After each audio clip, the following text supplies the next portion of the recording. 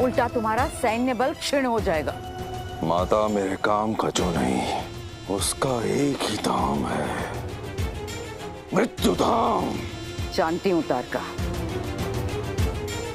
किंतु मेरे पास एक योजना है। कैसी योजना? इन देवों के बल का मूल किसमें है, ये जानते हो तुम तारका? नहीं जानता। इन देवों के बल का मूल वैदिक ज्ञान में है।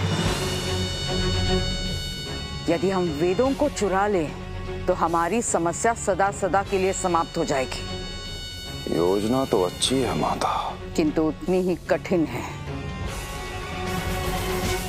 मेरे असुर मित्र के लिए कठिन कार्य भी सरल है। कौन है ये असुर मित्र? दुर्गमासुर। भ्राता, आपने उस दुर्गम असुर का स्मरण क्यों किया? अजामुखी, ऋतु आए फल होता है। सही समय आने पर सब ज्ञात हो जाएगा। तब तक तू उन तीनों देवताओं पर दृष्टि रख। जी भ्राता। माता, मैं दुर्गमासुर को लेके आता हूं। उसके आने से पहले तुम्हें वेदों का पता लगाना अनिवार्य है। वो कार्य अजामुखी करेगी। संभव है कि उन चारों वेदों को देव अपने साथ ले आया हो। अजामुखी, मेरे आने से पहले ये कार्य पूर्ण हो जाना चाहिए। जी भ्राता।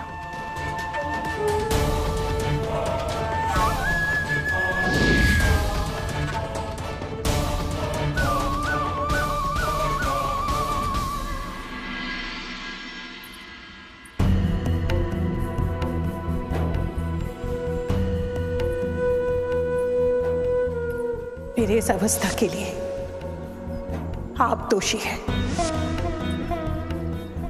आप अपराधी हैं देवी पार्वती। आपने बहुत बड़ा अपराध किया है।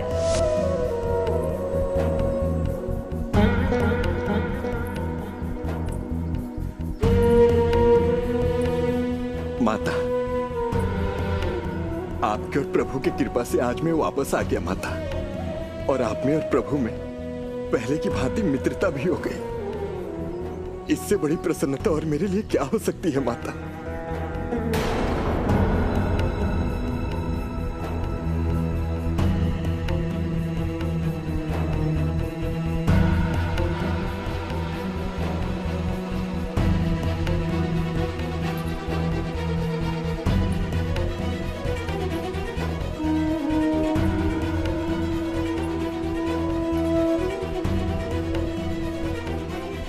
क्या हुआ माता? अब महादेव, मेरे महादेव नहीं रहे नंद।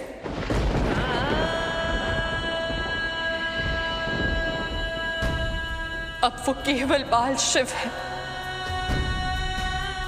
अपनी माता के दुलारे शिव। नहीं नहीं माता, ऐसा मत कहिए, यह संभव है। संभवतः जो असंभव प्रतीत हो रहा है वो महादेव की इच्छा से ही हो रहा है, और महादेव की इच्छा का पालन करना वही मेरा धर्म है।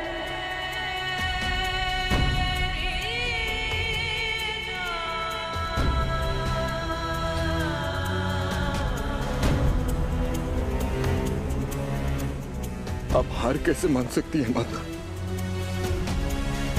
और आप में और प्रभु में तो मित्रता हो गई थी ना माता, फिर ये सब कैसे हो गया? बात हार जीत की नहीं रही नंदी। मैंने महादेव को बहुत दुख दिए, अब नहीं दे सकती। मैं बालशिव और उनकी माता देवी अनुसुईया के बीच बाधा नहीं बनूंगी, नहीं बनूंगी।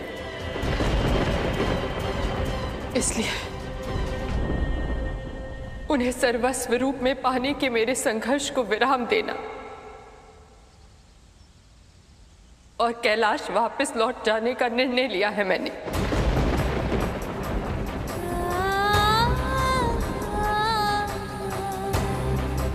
जानते हो नंदी, जिसे पाया नहीं जा सकता ना, उन्हें भूल जाना ही श्रेयस्कर है। नहीं माता, मैं आपको नहीं जाने दूंगा। मैं जाकर प्रभु से बता दूंगा, मैं उनके चरणों पर गिर जाऊंगा और मैं बोलूंगा प्रभु से, मैं जाता हूं माता। नहीं नंदी,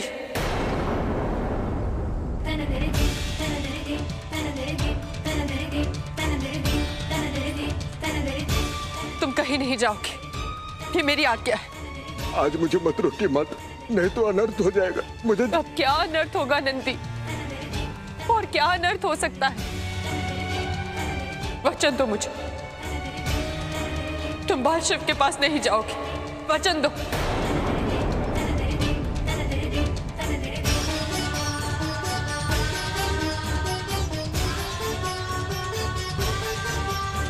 जैसी आपकी आज्ञा माता।